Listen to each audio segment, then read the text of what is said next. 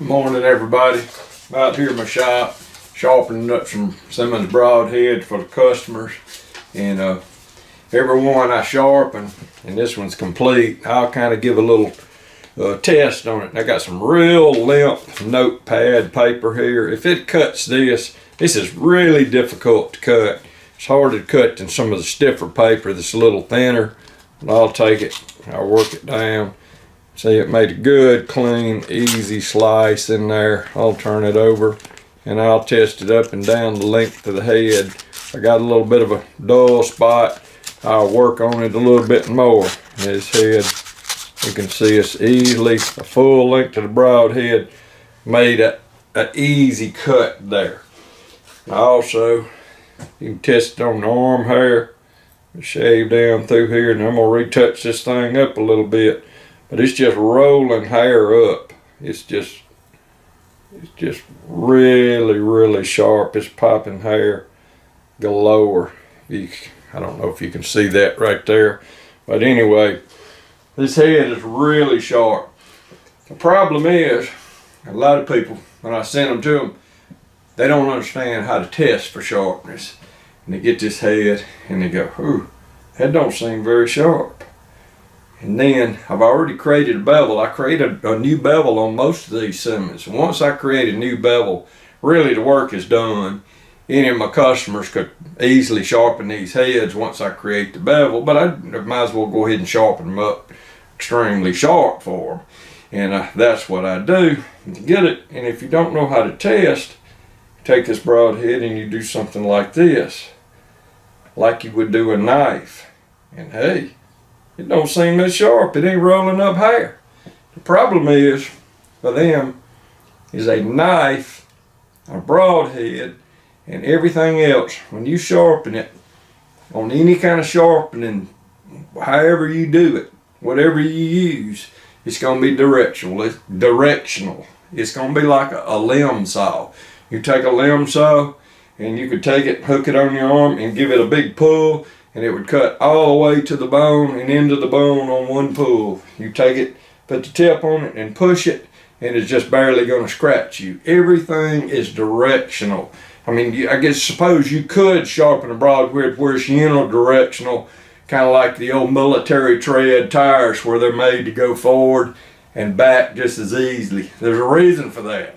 In the military, you're going to get in some situations where going back is more important than going forward, and then going forward is more important. So they split that up. Farmers with tractors, they've got a one direction. They don't go backwards worth a flip, but they'll pull a house down going forward. There's a reason for everything. Broadheads are the same way. It's just like that limb saw. That limb saw has no structural stability because it's made so light. It's not made to push. The blade would bend and snap. It's made to pull, where it's got the length of it. Straightening it out gives it strength. A broadhead is made to penetrate going forward. There's no need to sharpen it backwards. And like I said, I take these things, I give them to customers.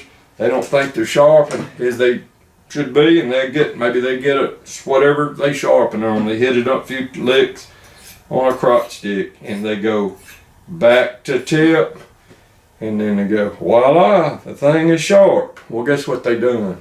They just messed up their broadhead. They just turned an 1 9/16 broadhead into a broadhead that's going to cut 1 1/8 hole because they sharpened it backwards. Anytime you sharpen it on something like that's hard where you're slicing into it, you need to go tip to back. Then when you test the sharpness, you don't go back to tip because it's not going to feel sharp. You grab it by the tip and pull it in toward you. Now the thing is cutting really good. When you sharpen in the right direction, it will cut better on impact. Now, the way I do it, this 1 9/16 broadhead will pull the hide and the hair and everything in and slice it, and it'll make more like 1 3/4 hole. That's if it's completely perpendicular. And a little bit angle, you're getting 2 and 3 inch holes because it's pulling that hide in, it's pulling in.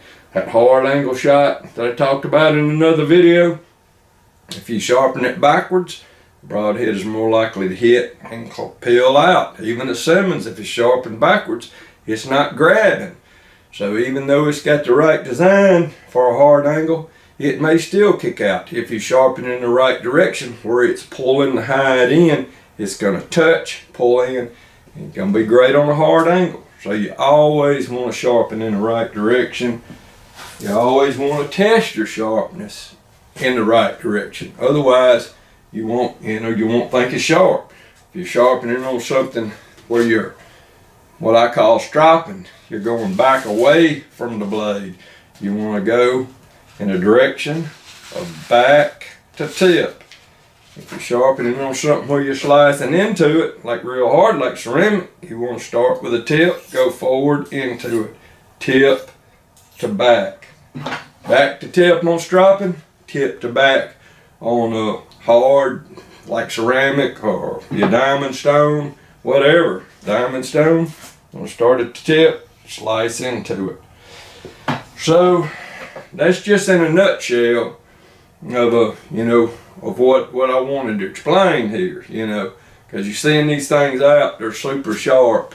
People test them in the wrong direction. They're not as sharp. They don't feel as sharp as they need to. They're not that impressive. And if they go and they touch them up in the wrong direction, they've just messed up the broadhead's chance of being as much as it can be. You got to sharpen a broadhead in the right direction for it to be as effective as you need it to be. And testing the sharpness, you need to test it in the right direction. Like this paper right here, I'm going to grab the tip, I'm going to cut into the paper, I'm going to go forward like so. And it's going to make a nice slice into it. And this one, I've done enough testing where it needs a little touching up, but test the full length. Now this side over here is way sharper than the other side. I can already tell that. I'm going to add a little sharpening to this one, but it's going to be in the right direction, and it's going to be as effective as broadhead can be when I send it out to the customer. Now, it's up to them after that, but I just want to make sure that they're touching these heads up in the right direction. That way they'll be more effective.